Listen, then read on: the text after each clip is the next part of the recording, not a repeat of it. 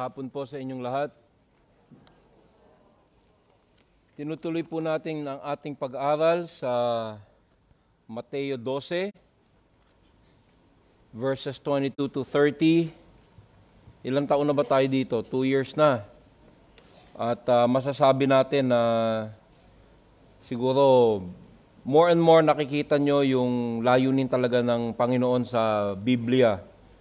At parang nakita nyo na yung buong history talaga ng paghahayag ng Panginoon dito sa kasaysayan na ating tinitirahan at nakikita natin yung plano ng Panginoon. Kaya napaka-importante po na pinapahalagahan natin yung kahulugan ng salita ng Diyos. Dito natin kukunin yung ating pamantayan ng pamumuhay. It's very important na pag nakikinig tayo ng mensahe, ang ating hinahanap ay yung katotohanan na maikokonekta natin sa ating pamumuhay. Para din niyang nagmimina ng ginto. You're looking for the truth.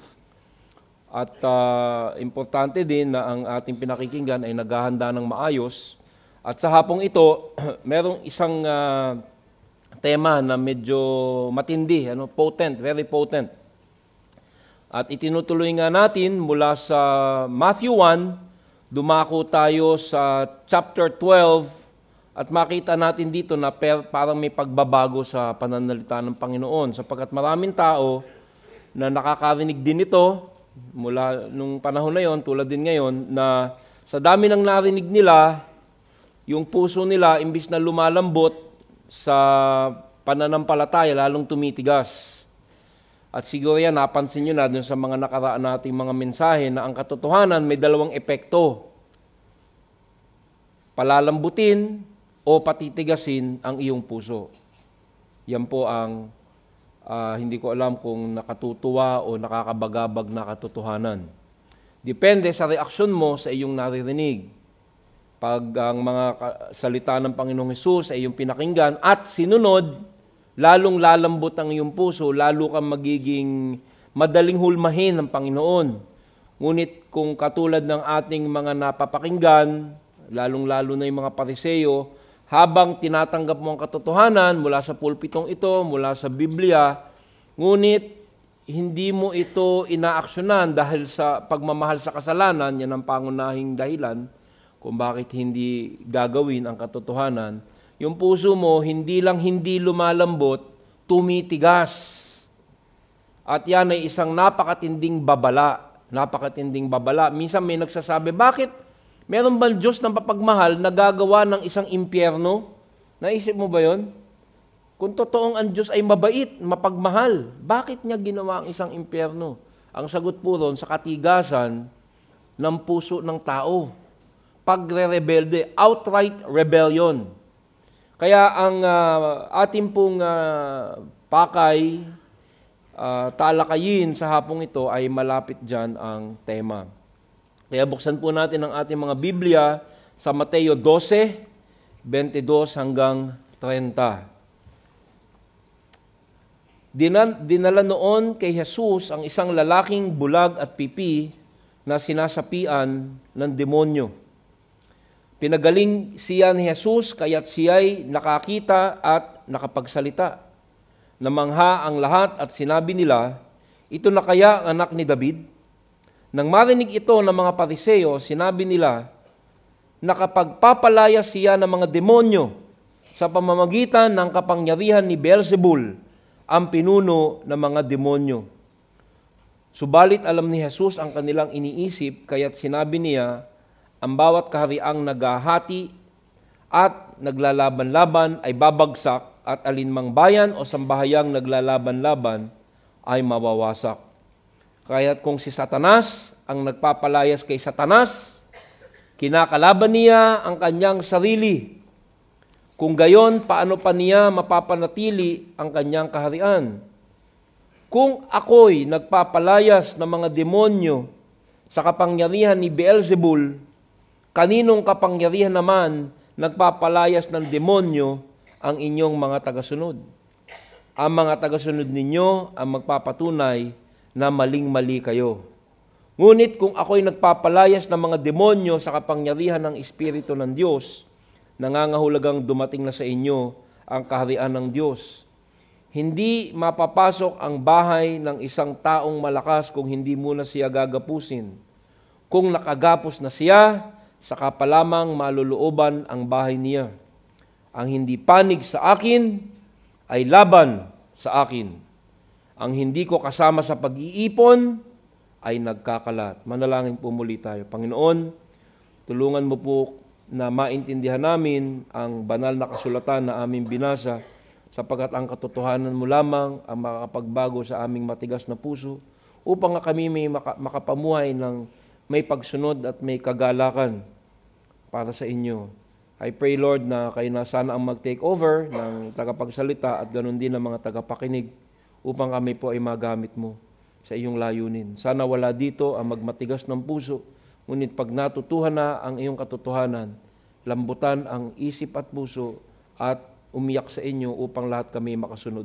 Ito po ang aming samot dalangin sa pangalan ni Jesus. Amen. Tulad ng aking sinabi, 2 taon na po tayo sa Matthew at hindi pa tayo nangangalahati sa chapter. So palagay ko, yung mga kabataan, kailangan may magpastor dito, mukhang hindi ko matatapos ang buong New Testament.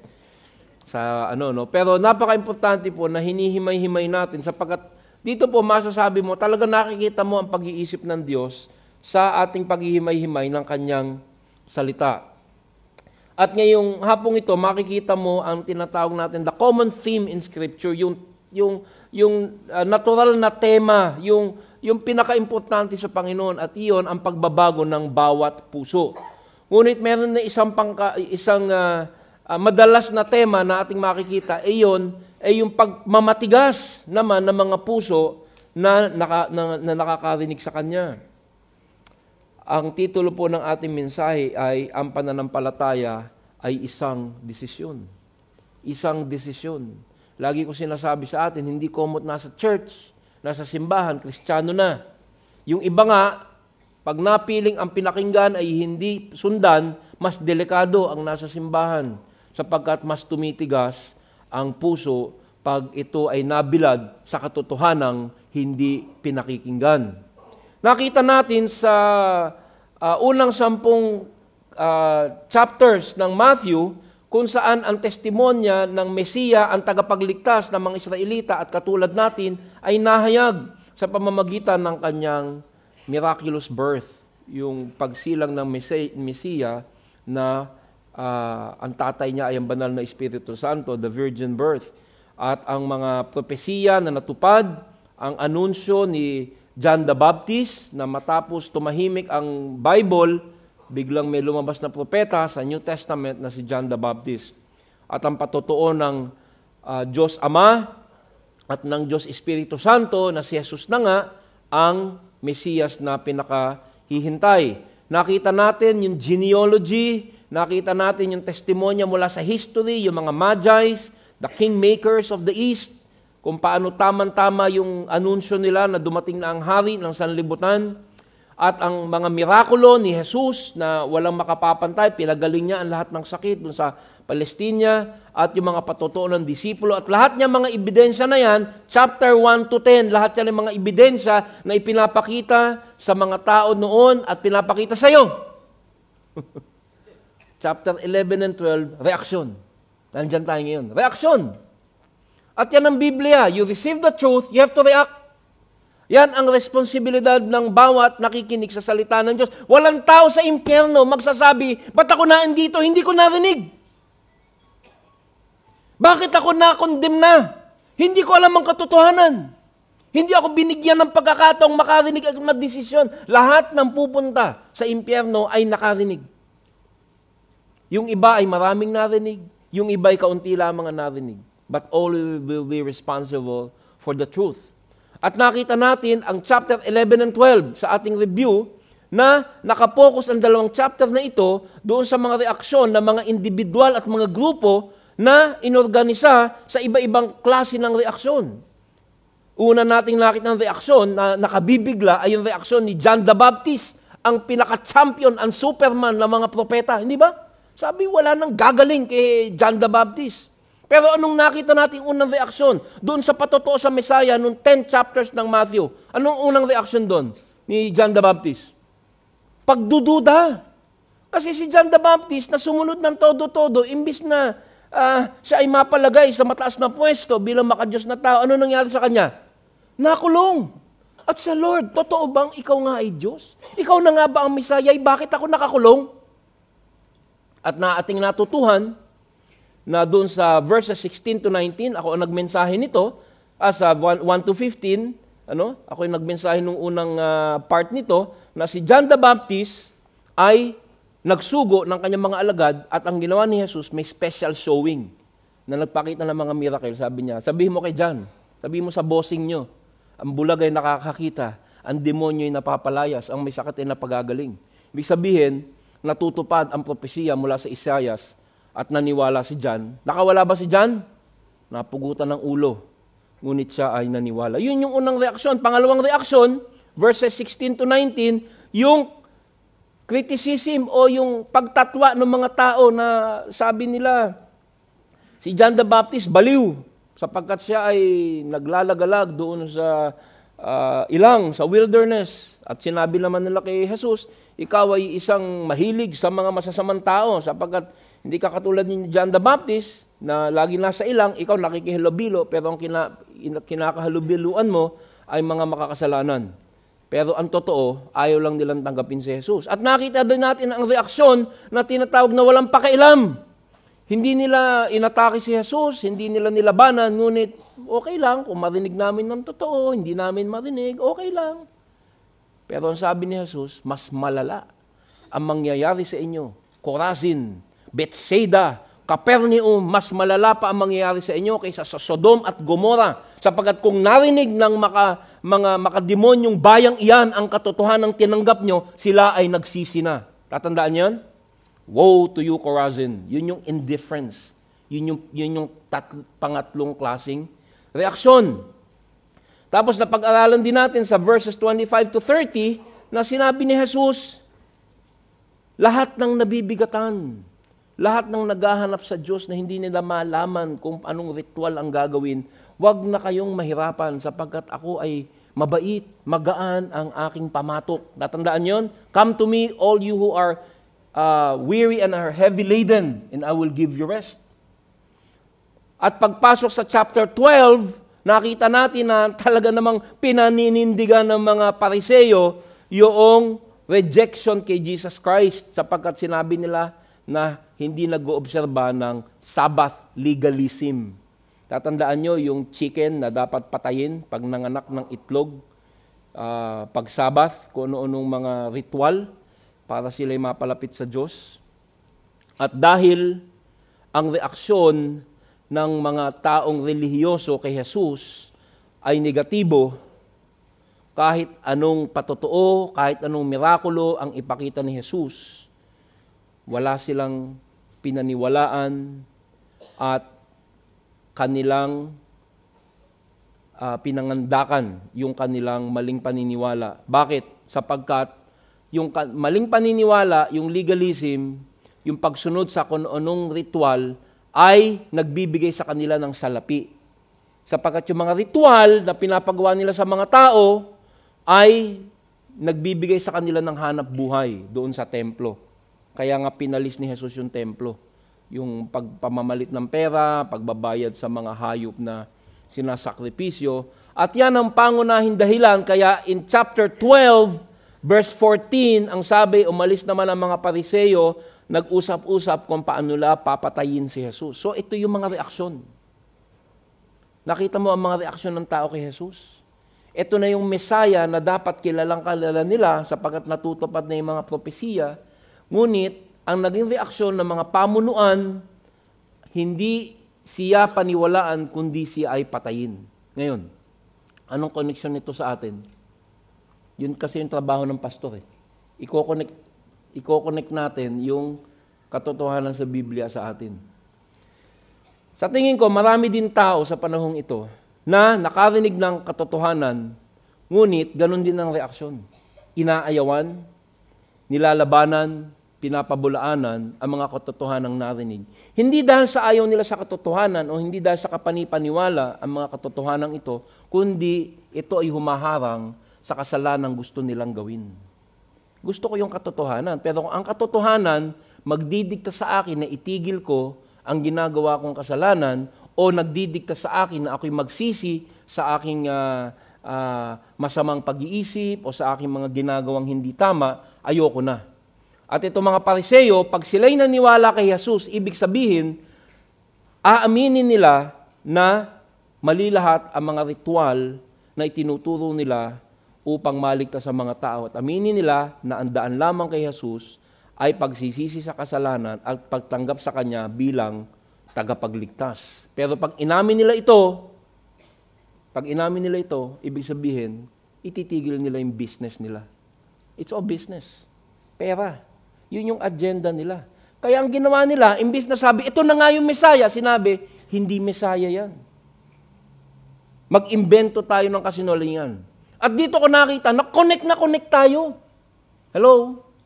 Connect tayo sapagkat marami din sa atin, pag nakarinig ng katotohanan, selective. Pag yung katotohanan narinig mo, kaaya-aya sa'yo, tatanggapin mo. Pero pag yung katotohanan na yun, mahalin mo ang iyong kaaway. Ay, ayoko nga. Sino mo yung kaaway mo? Yung kapitbahay namin na chismosa. Pag tinatamaan ka na, may sakripisyo na, hinaharangan mo na. Yun yung medyo madaling kaso. Pero may mga tao na gustong-gusto na ang Kristyanismo, pero pag sinabing, iwanan mo yung kalaguyo mo, ayoko na. Maghahanap ako ng pastor na hindi pinipreach yung katotohanan iyon. Selective. Yan po ang nangyayari. At dahil dyan, tumitigas ang puso dahil may nakaharang sa pagtanggap ng katotohanan. At yan ang simpleng mensahe. Lahat ay gustong maging maka-Diyos. Lahat ay gustong biyaya ng Diyos. Everybody, lahat na nakaupo dito, gusto ng blessing ni Lord. But not everybody wants to obey. Pero ang sabi ni Lord, obedience is better than sacrifice. Ang pagsunod ay mas kaaya-aya sa akin kaysa sa relihiyon o sa sakripisyo ng hayop at sa sakripisyo ng pera. Pero ang mga Pariseo, katulad din ng maraming tao, ay selective sa kanilang pagsunod at pagkilala sa Diyos.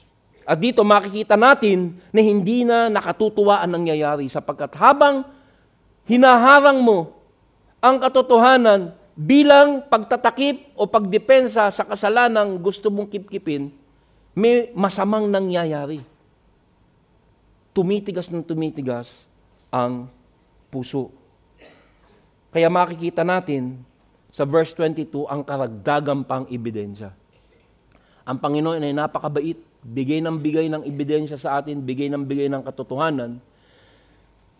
Himok siya ng himok sa bawat isa at lahat na nangyayari sa ating buhay ay Kanyang ginagamit upang tayo sana ay mangagsisi, ngunit karamihan hindi ganoon ang nangyayari.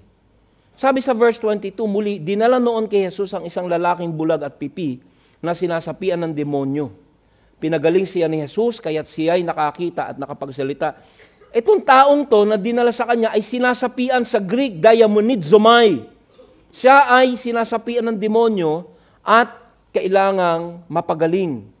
At itong nangyayari na ito ay ginawa ni Jesus para sa benepisyo ng mga Pariseo. Binibigyan pa sila ng pagkakataon na makakita pa ng katotohanan. Pinapakita niya ang kapangyarihan niya na ako na nga yung Mesaya. Sapagkat sa mga propesiya, ang hinulaang, ang prophesied Messiah ay magpapalayas ng mga demonyo at magpapagaling ng mga may sakit. Kaya ipinapakita ni Lord na maniwala ka na. Ikaw ay aking isinasalang sa napakaraming katotohanan.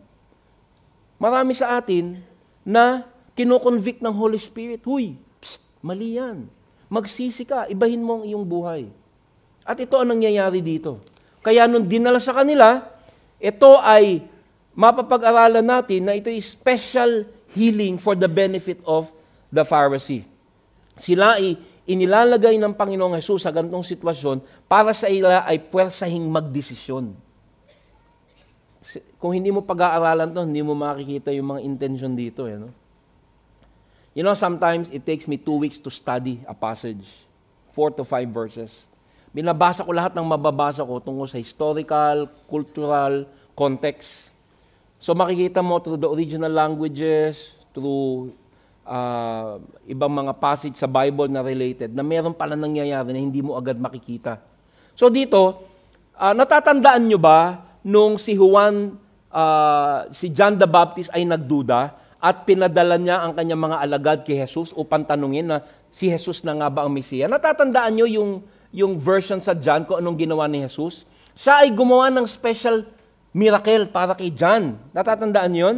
Para palakasin ang loob ni John. Sabi ni John, ikaw na nga ba? Ang ginawa ni Jesus, nagpakita siya ng mga kababalagan, especially para sa mga disipulo ni John, para ibalita nila kay John. At ang nangyari nga, ibinalita ito na ito na nga, nagpapalayas ng mga demonyo, nagpapagaling ng may sakit. At yung special miracles na iyon, special showing, kumbaga, na nakita ng mga disipulo ni Juan ay naging dahilan kung ba't naniwala si John. Ito ganun din. Special miracle para sa mga Pariseyo. Pero imbis na maniwala, makikita natin, hindi katulad ni John naniwala, hindi sila naniwala. Bakit pagpapalayas ng demonyo? Noong unang panahon, ang demon possession ay mas madalas kaysa ngayon. May nagsabi na theologian na ang paggamit ni Satanas ng demon possession, alam niyo yung demon possession? Yung napanood niyo na ba yung The Exorcist? Yung sinasapian ng demonyo yung tao? Yan ay totoo, biblical yan. Pero makikita mo dun sa mga kulturang o mga lugar na hindi pa masyadong moderno, mas madalas mangyari yan. Sapagkat mas nalilinlang ng dyablo ang mga taong backward o makaprobinsya kesa sa mga taong moderno, kasi tayo mapapaliwanag natin yan through science. Pero yung mga taong medyo urong ang karunungan, mas naniniwala sila at mas nakakagalawang demonyo. At nung panahong iyon, napakadalas ng demon possession. At ang mga tao ay naapektuhang masyado nito. Kaya yung Mesiyas ay hinulaang magiging mas makapangyarihan sa demonyo at nakakapagpalayas ng mga demonyo. At dahil dyan, sabi sa verse 23, namangha ang lahat. Dahil isang ganun lamang ni Jesus, yung demonyo kumakaripas ng takbo. At sabi, namangla ang lahat at sinabi nila, ito na kaya ang anak ni David. Ngayon, pag sinabi mong anak ni David o son of David, doon sa kanilang kultura, yun yung sinasabi na yun yung Mesaya. Sapagkat ang Mesaya, ayon sa propesiya, ay manggagaling sa linya ni Haring David. Natatandaan nyo yung Matthew 1, yung genealogy, na pinagkabit-kabit natin yung lahi ng Mesiya, at kakabit doon na siya ay galing sa linya ni David. Kaya pag sinabing Mesiya, tagapagligtas ng Israel, na hinula ang daan-daan taon na nakararaan, sinasabi nila, ang anak ni David. Yan yung Mesiya. So, namangha sila, ito na kaya? So, ang katotohanan ay kumakatas na. Hindi na maikaila. Commercial. Sa buhay natin, may galawang Panginoon sa buhay mo, hindi mo na maikaila. Tinatawag ka na. Hindi ka na matahimik sa kasalanang ginagawa mo. Kristiyano o hindi ha. Sa hindi Kristiyano, maliwanag na. Pinapaliguran na siya, kinukuyog na siya ng mga Kristiyano. Uy, mag-Bible study ka na. Umattend ka na ng 3 o'clock service. Pinagpe-pray ka na namin. Sa mga Kristiyano naman, uy, yung kasalanang ginagawa mo, iwanan mo na. Yung Holy Spirit, kino-convict ka na. Tinatawag na kaya ako ng Diyos? Gumagalaw kaya siya sa aking buhay? Nagpaparamdam na kaya siya? So ito yung nangyayari. Ito na kaya ang anak ni David? Dumating na kaya ang Mesaya? Bakit? Sapagkat ang Mesaya, doon sa kanilang lumang tipan, lalong-lalo na sa Isaiah, sabi, ang Mesaya ay gagawa ng napakaraming mirakulo. During the Messianic age o yung panahon ng Mesaya, siya ay magpapalayas ng demonyo at lalong-lalo na magpapagaling ng may sakit. At pinakamatindi, marami siyang bulag na bibigyan ng pagkakakita ng mata.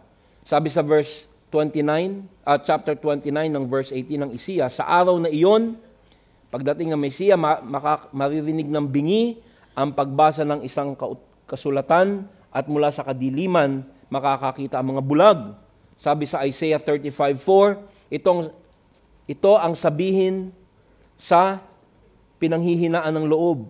huwag kang matakot, lakasan mo ang iyong loob. Darating na ang Diyos at ililigtas ka sa mga kaaway. Ang mga bulag ay makakakita at makakarinig ang mga bingi. The Lord gives truth. Pinapaliguan sila ng katotohanan at katuparan ng mga propesiya. At naniniwala ako na sa buhay ng mga tao ngayon, ganun din. God is giving us truth. Ang Diyos ay nagbibigay sa atin ng mga katotohanan, paramdam, galaw, both in the life of non-Christian and Christians alike. Ang tanong, anong reaksyon? Anong reaksyon mo? Ano mang reaksyon mo sa mga katotohanan ito? Itong sa reaksyon nila, nakakatakot. Nakakatakot. Narinig niyo na ba yung salitang the unforgivable sin? O ang kasalanang walang kapatawaran? Narinig niyo na ba yun? Ito yung chapter na yun. Makikita nyo na meron palang kasalanan ng isang tao na walang kapatawaran. Lahat ng kasalanan ay may kapatawaran. Yan ang alam natin sa Panginoon, di ba? Pero merong tinatawag the unforgivable sin. At mamaya makikita natin na ito pala yung tinutukoy. Alam nila na ang mga mirakulo ay mga patunay na ang Mesaya ay dumating na. Ngunit ang inaasahan nila na gagawin ng Mesaya ay hindi itong mga mirakulo na nagpapagaling sa mga may sakit, tumutulong sa mahihirap, at pagiging mabait sa mga mahihina. Ang inaasahan nilang Mesaya ay magpapagaling sa kanilang bulsa, magpapalaya sa kanilang mga kalaban, magpapayaman sa kanilang kabuhayan, magsusulba ng kanilang mga personal na problema. Ngunit hindi ang Mesaya na magpapatawad sa paghingi ng kapatawaran ng mga makakasalanan. People don't want a Messiah from sin. People want a Messiah from money.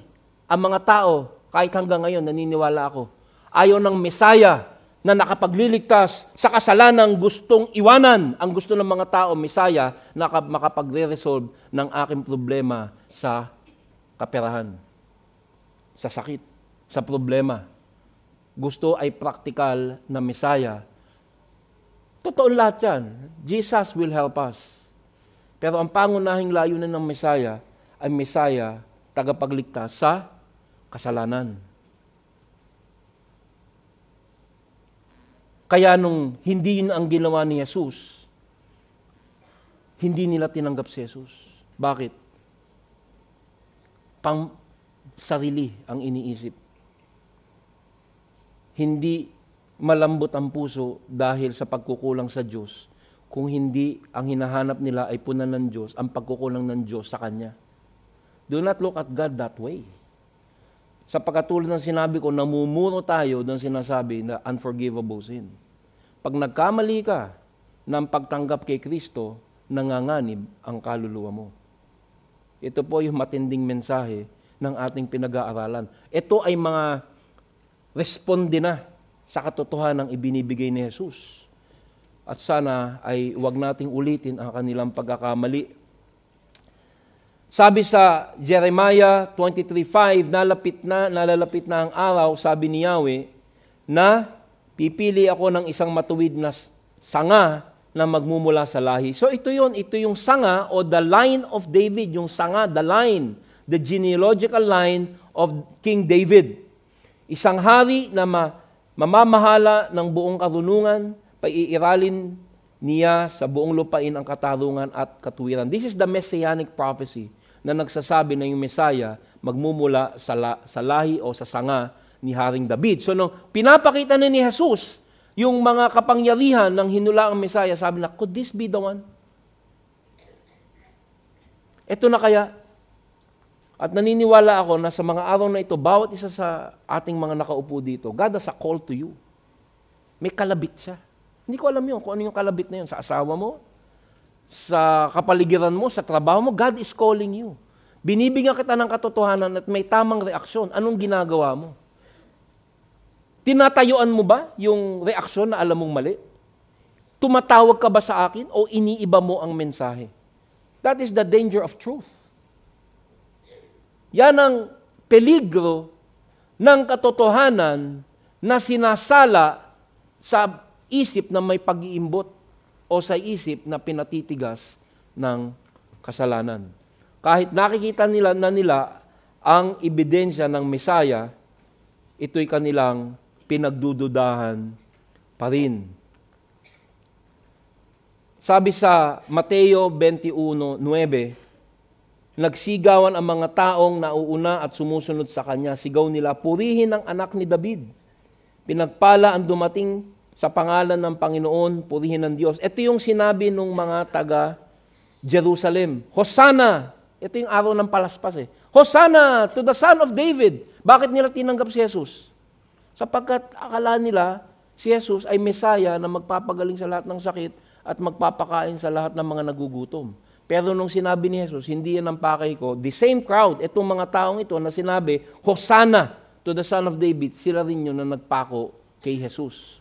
Sapagkat muli, ang mga taong ito, matapos makita kung sino si Jesus, ayaw nila sa Mesaya na nagliligtas sa kasalanan, ang gusto nila, Mesaya na nagliligtas sa problema sa pera at sa pagkain. Napaka-critical. Natatanggapin natin si Jesus doon sa layuning kanyang ibinibigay sa atin.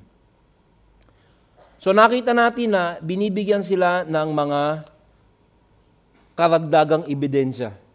Ngunit dahil sa iba nilang agenda, yung katotohanan yan ay hindi nakapagpalinaw ng kanilang isip, hindi sila napalapit sa Diyos, bagkus kumiling yung kanilang pangunawa. Yung pangalawang punto natin ay nasa verse 24, ang desisyong hindi maniwala. Matapos makita lahat ng ebidensya, matapos marinig lahat ng patungkol kay Jesus, ito ang sinabi nila, ang kanilang komentaryo doon sa mga mirakulo at mga katuruan ni Jesus. Nang marinig ito ng mga Pariseo, sinabi nila, demonyo siya. Si Jesus, demonyo. Ito yung mga Pariseo. Bakit? Muli, kung umamin sila na si Jesus ang Mesaya, aamin sila na mali yung kanilang ginagawa at kailangan nilang magsisi. Kaya, dahil ayaw nilang maging tama si Jesus, sinabi nila, hindi siya galing sa Diyos, siya ay galing sa demonyo. Nakapagpapalaya siya ng mga demonyo sa pamamagitan ng kapangyarihan ni Beelzebul, ang pinuno ng mga demonyo. Si Beelzebul, diyan po natin nagmula yung pangalan ni Baal. Narinig niyo naman yung salitang yon?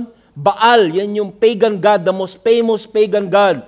Ito yung, it has an original na Aramaic yung salita na yan. Ito yung Diyos ng mga langaw at Diyos ng mga, alam mo nga, yung inilalabas ng hayop, yung pupu. Dung god or the fly god of the Philistines. So sabi nila, kaya siya nakakagawa ng mga mirakulong iyan sapagkat siya ay kampo ni Baal-zebub. Yung Baal na yan, napaka-popular niyan all over the world. Yan is another name for Satan. Kahit dito sa Pilipinas, di ba?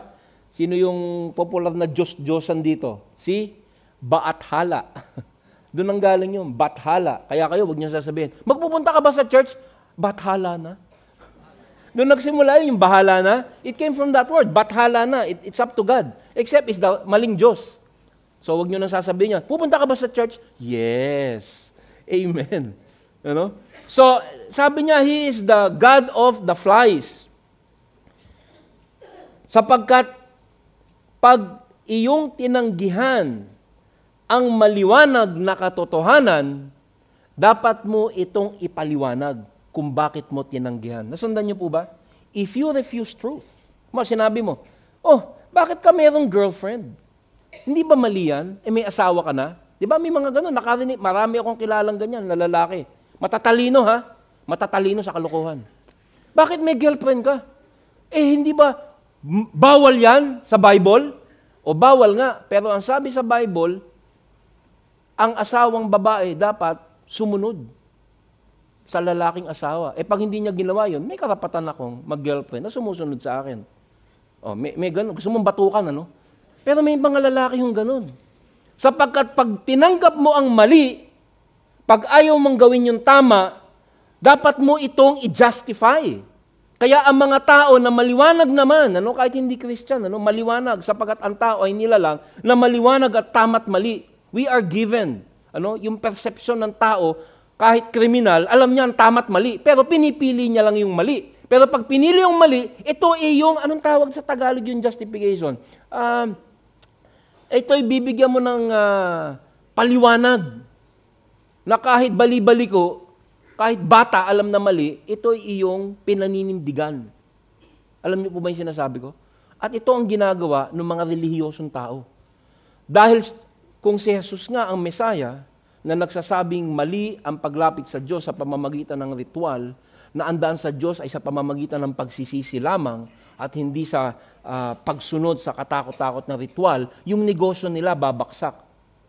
Kaya dahil dyan, hindi totoo yan.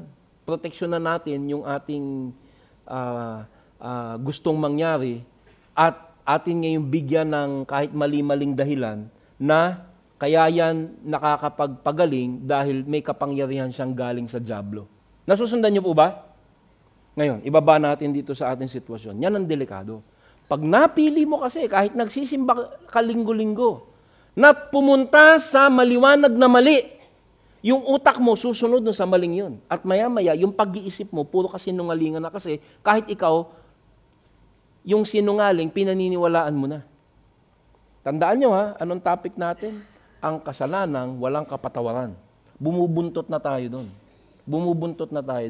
So yung kasalanang walang kapatawaran ay nagsisimula sa pag-iisip ng pagtawag sa tama na mali at pagtawag sa mali na tama. Slow erosion. Unti-unting pagkabulok ng pagtanggap ng katotohanan at dahil sa pag-ibig sa kasalanan, tinatanggihan at unti-unti ang pag-iisip ay nababago patungo sa napakamaling paniniwala. Ito po ang nangyayari dito sa reaksyon na ito patungkol kay Jesus. Sapagkat alam na alam nila, hindi nila maitanggi na si Jesus ay may kapangyarihan. Hindi nila masabi na fake yung pagpapalayas niya ng demonyo, fake yung pagpapagaling niya ng bulag, fake yung pagpapagaling niya ng may sakit. They cannot deny the power. Hindi nila mapasinungalingan yung kapangyarihan. At maraming mga theologian na nagsasabi na itong mga talatang ito is one of the greatest apologetics. Ito yung, alam mo yung apologetics? Ito yung depensa sa pagiging Diyos ni Jesus. Ito yung nagbibigay na tunay nga na si Jesus ay may kapangyarihan at nanggaling sa mga kalaban ni Jesus. Sapagkat kahit yung kanyang mga kalaban, hindi itinatanggi na siya'y may kapangyarihan. Kaya lang, hindi nila tinanggi na siya may kapangyarihan, pero ang sabi nila, ang kapangyarihan niya ay hindi galing sa Diyos, hindi galing sa demonyo. Bakit? Kahit alam na nila na ito na nga yung Messiah. Tandaan nyo, itong mga Pariseyong ito, they are the Pharisees, sila yung mga pastor. Minememorize nila yung Pentateuch, the first 5 books of the Bible, memorize nila. Memorize. Hindi yung sunod-sunod na pangalan, the whole books. Memorize. So alam na alam nila. Pero dahil mas mahal nila yung kasalanan nila, sinabi nila, kahit napakaliwanag na ito na nga yung Messiah, hindi, pare, wag mong aaminin, pare. Bakit? Sasara natin yung templo, wala tayong kikitain. So wag mong aaminin, pare, mukhang obvious yan na nga yung Messiah. Ikaw, ingay mo talaga. Wag mong aaminin. Gusto mo walang trabaho? O sige, ano sasabihin natin? Totoo namang may kapangyarihan si Jesus. Sabihin natin, yung kapangyarihan niya, galing sa dyablo. Natatawa kayo dyan. Pero hindi ba ganyan tayo minsan? Alam mo na, mali. Alam mo na, sabi ni Lord, mahalin mo ang iyong kaaway. Alam na, sabi ni Lord, magbago ka dyan sa ugali mo na yan. Pero pinaninindigan mo na. Pag inamin ko yan, magbabago ako . So, pag nakita mo na yung katotohanan, at ito'y tinanggihan mo, maya-maya, pati sarili mo, yung kasinungalingan, tinatanggap mo na. Kaya napakadelikado po. In the last few messages, aking sinasabi sa inyo na napakadelikado para sa isang tao na i-mishandle yung truth. Na hindi hawakan ng tama, itrato ng tama ang katotohanan. Sapagkat meron nangyayaring napakasama. Ang katotohanan, pag binulok mo ng kasinungalingan, pati ikaw nabubulok. Nagkakaroon ng pagbaksak spiritually and psychologically.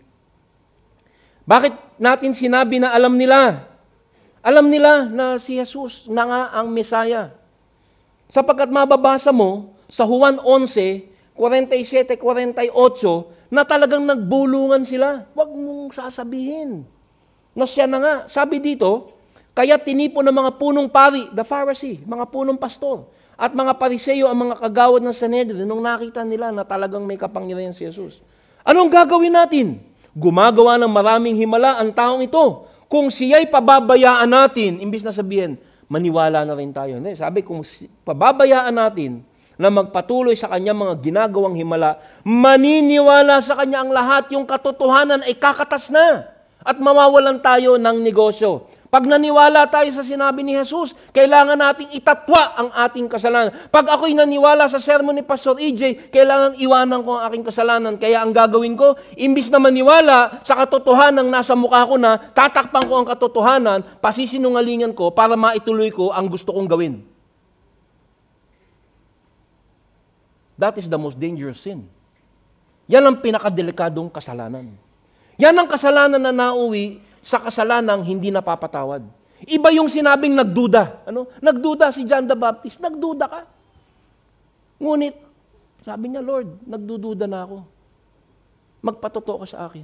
At nagpatotoo si Jesus. Iba yung indifferent. Nasumpa sila, no? Pero kung sila'y nagbago, mapapatawad pa sila. Iba yung nireject si Christ. Ayoko dyan, gusto ko ito. Yung pag nagsisi yun, patatawarin pa yun. Pero iba, yung nakita mo ang totoo. Nakita mo ang Diyos at tinawag mong demonyo. That is the unforgivable sin. Yung katotohanan, dahil sa pagmamahal mo sa kasalanan, ay tinawag mong masama. Minamanipula mo na, sobrang pagmamahal sa kasalanan na minapanipula na yung kitang-kitang tama. Dapat po lahat tayo ngayon, nagsusuri na ng puso. Ginagawa mo ba yan? Alam mo kung meron kang kasalanan sa buhay mo, at hindi ko sinasabi malalaking kasalanan, ha? Kahit yung maliliit. Pagkamuhi, yung sinasabi mo sa Holy Spirit, shut up. Wag mo akong kausapin dyan. Ayoko makinig dyan. Yun, malamang yun.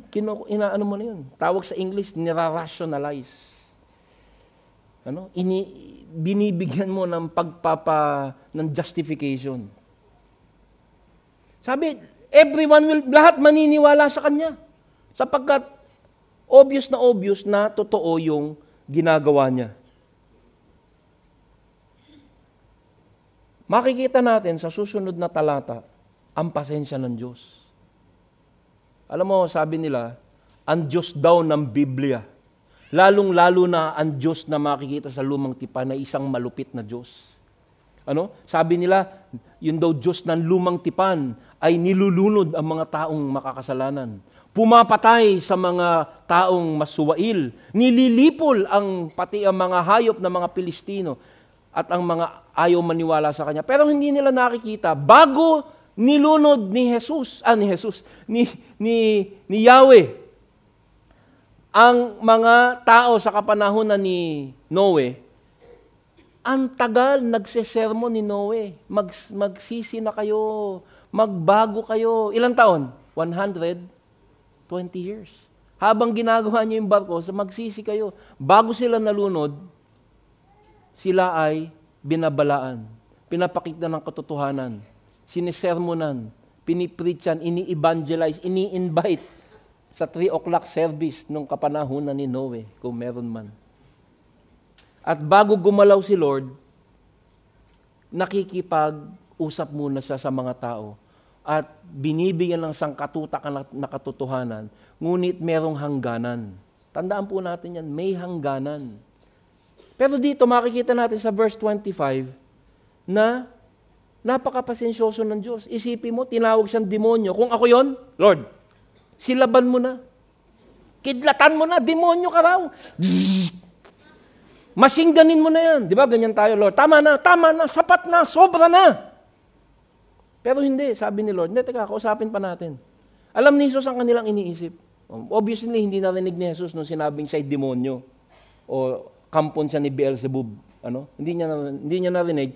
Pero si Jesus ay may omniscient. Nakikita niya iniisip natin. Alam mo ba yun? Alam mo ba, alam ni Jesus iniisip mo? Alam niyo ba nung iba sa inyo na hindi ako pinakinggan, iniisip mo yung anong oras yung palabas ng Superman? Nakikita niya iniisip mo? Alam niya yan. Kaya makinig ka. Alam niya yan. Alam ni Jesus ang kanilang iniisip, kaya't sinabi niya, ang bawat kahariang nahahati at naglalaban-laban ay babagsak, at alinmang bayan o sambahayang naglalaban-laban ay mawawasak. So, nagre-reason out pa rin siya. Sabi sa Isaiah 1:18, come now, let us reason together. Tayo yung mga tuwiran tayo. Makipag-usap ka sa akin. Gusto ni Lord John, pwede sabihin mo sa kanya, Lord, gusto ko na pong sumunod sa inyo, ngunit mahal na mahal ko pa rin yung aking kasalanan na si Maria. Sasabihin ni Lord, kaya mo yan. Walang pagsubok na ibinigay sa iyo na hindi mo kayang pagwagian. So, He wants you to reason out. So, ito yung ginagawa niya, ang pasensya ng Diyos. Sabi niya, isipin yung mabuti. Kayong tumatawag sa aking kampo ng Satanas. Kung si Satanas ang magpapalayas kay Satanas, kinakalaban niya ang kanyang sarili. Kung gayon, paano pa niya mapapanatili ang kanyang kaharian? Nakikita niyo, anya ni Jesus. Na ako'y nag-e-exorcise, nagpapalayas ako ng mga sinasapian ng demonyo. Sa tingin mo ba, kung kakampi ako ni Satanas, palalayasin ko ang demonyo sa mga sinasapian? Nakuha niyo yung sinasabi ni Jesus? Mag-isip kayong mabuti dahil sa inyong pagnanasa, natabunan ng kasinungalingan, ang kitang-kita ng katotohanan, yung inyong paliwanag, wala nang saysay. At ganyan ang mga makakasalanan. Tulad nung sinabi ko kanina, yung may asawa, may girlfriend, binibigyan pa ng katarungan sapagkat yung asawa niya raw, hindi marunong magluto. Kaya kailangan niya ng girlfriend. Abay, matatawa kayo. Marami akong narinig na lalaki, talaga gusto kong batukan. Ba't mo ako binatukan? Kumpil. Kumpil yan. Sabi niya, kung ako'y talagang kampo ni Satanas, hindi ko siya palalayasin, tutulungan ko. Sabi pa, kung ako'y nagpapalayas ng mga demonyo sa kapangyarihan ni Beelzebul, kaninong kapangyarihan naman nagpapalayas ng demonyo yung mga tagasunod? Kasi yung mga Pariseyo, nag-exercise din sila. Hindi ba kayo din nagpapalayas ng demonyo? Ibig sabihin kayo din, kampo ni Beelzebul. God is reasoning. Hindi ako makapaniwala na ang Panginoon ay nakikipag-usap pa sa katulad nating napakatitigas ng ulo. Kabay taga Batangas, hindi ho. Hindi ba? Sabi ko, Lord, silaban mo na. Kidlatan mo na. Pero naalala ko, teka mo na, EJ, ganyan ka din, ha? EJ, ganyan ka rin, ha? Tayo mga Kristiyano minsan, matigas pa rin ang ulo natin. Pero ang Diyos matiaga, hindi po ba? Matiaga siya. Nakikipag-usap pa. Nakikipag-reason pa. Minsan, labing discipline, mapagmahal na disiplina para makinig. Pero ang haba ng kanyang pasensya. Kaya sabi ko, sige Lord, pag-aralan pa natin.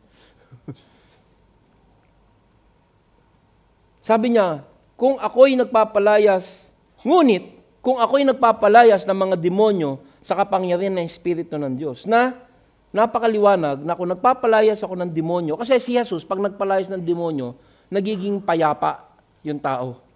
At karamihan, nagiging Kristiyano.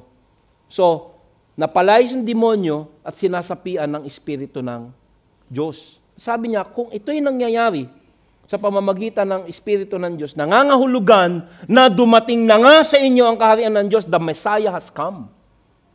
Napakaliwanag na dumating na ang pinakihintay nyo na tagapagligtas na ako na ngayon. I-connect po natin sa kinauupuan nyo. Same thing.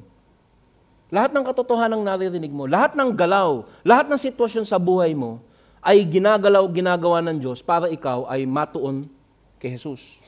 Romans 8:28.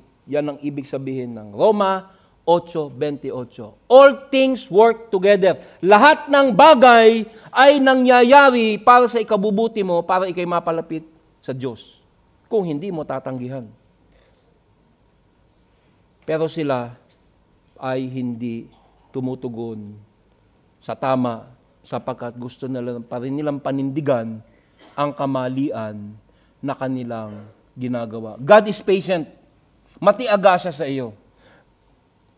Papaliguan kanya ng katotohanan, bibigyan kanya ng mga sirkumstansya sa iyong buhay para ikay, alam mo yung naliligaw na tupa. Doon ka, mali, kaliwa. Kanan, dito. That's God. Alam mo ba yun? That's God. Bawat tibok, bawat galaw, bawat kulog, bawat ulan, kontrolado ni Lord. God is sovereign.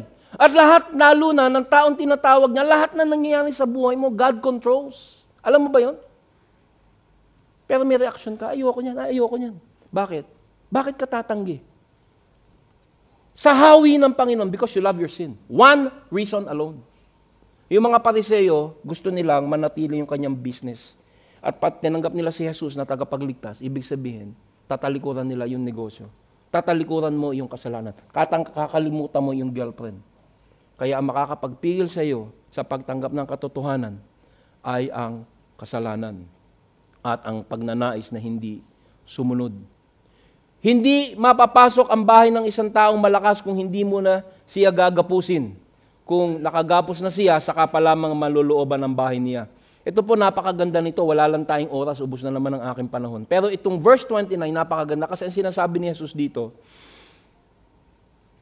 kung ako'y kampo ni Satanas, hindi ko magagawa yung aking ginagawa. Kasi ang ginagawa ni Jesus, papasok siya sa buhay ng isang taong hindi Kristiyano at sasabihin niya, akin ka na.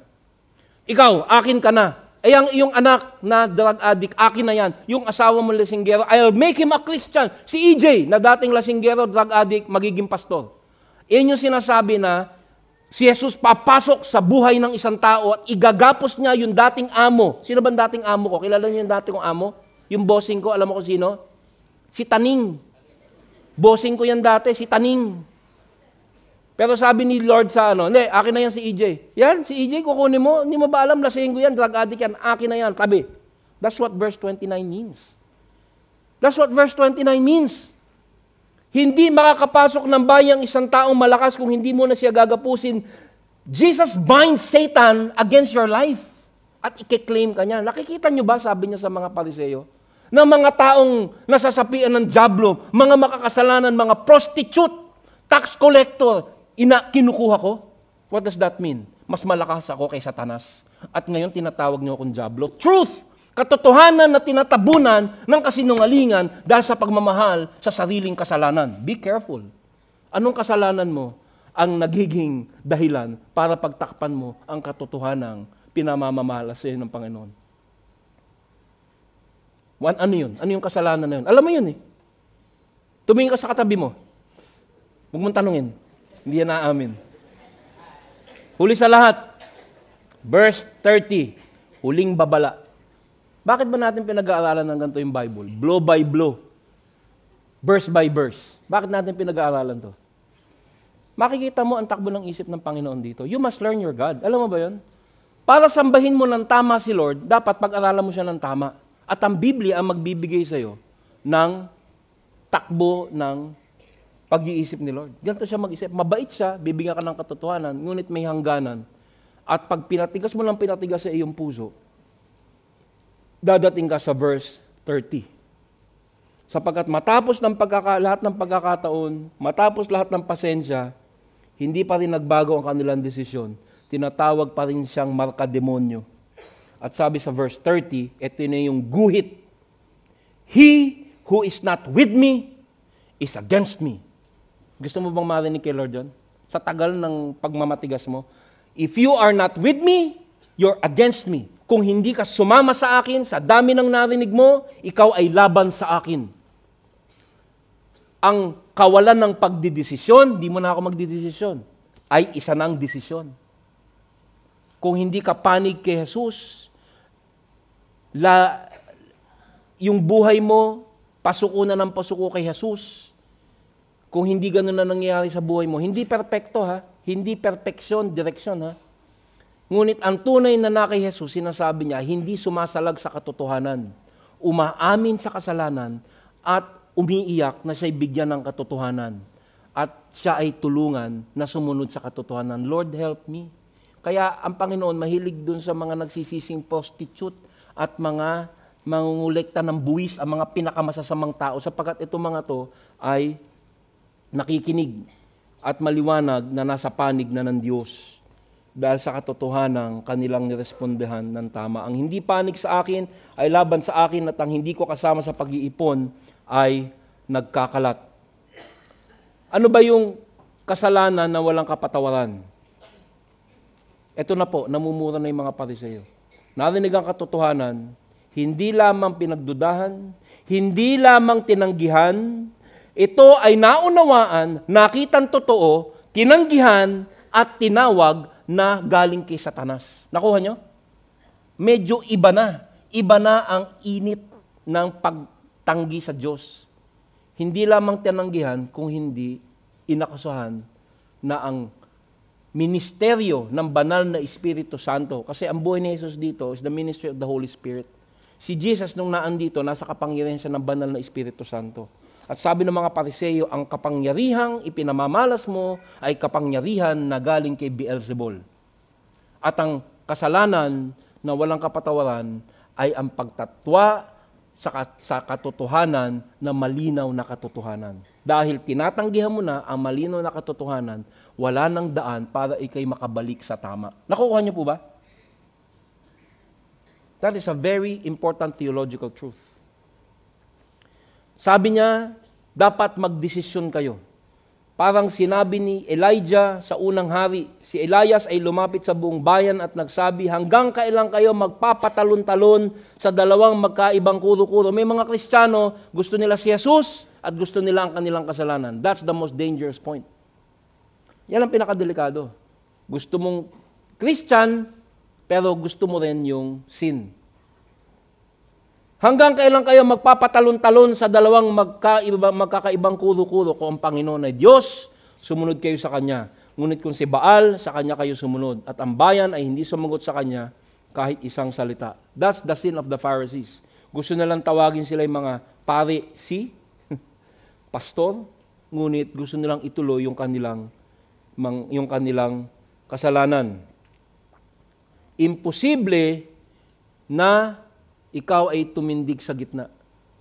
Pag nakatanggap ka ng katotohanan na nagtutuwid sa iyo, dalawa lang ang reaksyon mo.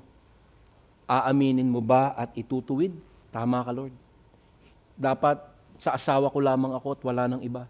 Wala nang dahi-dahilan, hindi siya marunong magluto, hindi siya araw-araw naliligo, hindi siya, walang pakialam. Ikaw din, amuyin mo yung sarili mo, palagi ko. Anyway, so, ang dami mong dahilan eh. Sumunod ka na lang at tutulungan ka ni Lord na makasunod. Di ba ano sabi natin? Walang kautusan na walang kalakip na kakayahang makasunod. O sasabihin mo, alam ko na ang katotohanan, ngunit ang gusto ko ay kasalanan, kaya sasabihin ko, okay lang yan. Okay lang yan. So pinapatotohanan mo yung kamalian at maya-maya, ang tigas na ng puso mo. Tuod ka na. At maya-maya, hindi mo alam. Matthew 7:21 ka na pala. Alam mo yung Matthew 7:21?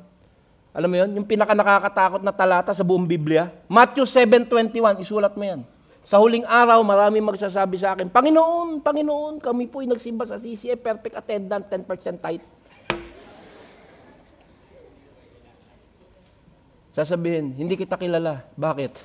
You call me Lord, pero yung action mo iba. Sapagkat yung katotohanan, kinoberan mo ng kasinungalingan. You're not honest. Huwag maging dalawa ang isip. Pag pinakitaan tayo ni Lord ng katotohanan, umaksyon ka na, Lord, tulungan mo ko. Yan ang katotohanan, naniniwala ako. I believe, help my unbelief. Sabi sa Lucas 11, inulit ni Lord, ang hindi ko kakampi ay kalaban ko at ang hindi ko kasamang nag-iipon ay nagkakalat. That is response to truth. Yan ang reaksyon sa katotohanan. Pag hindi kita kakampi, ibig sabihin ang reaksyon mo sa katotohanan ay mali, hindi kita kasama. Napakaganda ng sinabi sa Santiago at ito ay para sa ating lahat. Sabi sa Santiago, pabago-bago ang isip, hindi alam kung ano talaga ang nais niya. That is a Christian na hindi umaaksyon sa katotohanan. Sumisimba, ngunit walang naririnig. Iniisip ko anong oras palabas yung Superman. Kung ano na nangyari kay Marimar. Kung ano na nangyari kay Matanglawin. Yung sinasabi ng pastor, sinusuri na ng katotohanan yung puso, iba na iniisip. Nag-tune out na. Sapagkat selective yung truth. Alam nyo, sinasabi ko to kasi ang mensahe nitong Matthew 12 ay sa mga Israelita, mga tao ng Diyos. This message is for Christians. o yung mga nasa simbahan, yung mga nakakarinig. Hindi ito para doon sa mga nasa labas na hindi nakakarinig ng katotohanan. Ito ay para sa mga tao na babad sa katotohanan, ngunit mali-mali ang reaksyon. Hindi dapat patumpil-tumpil.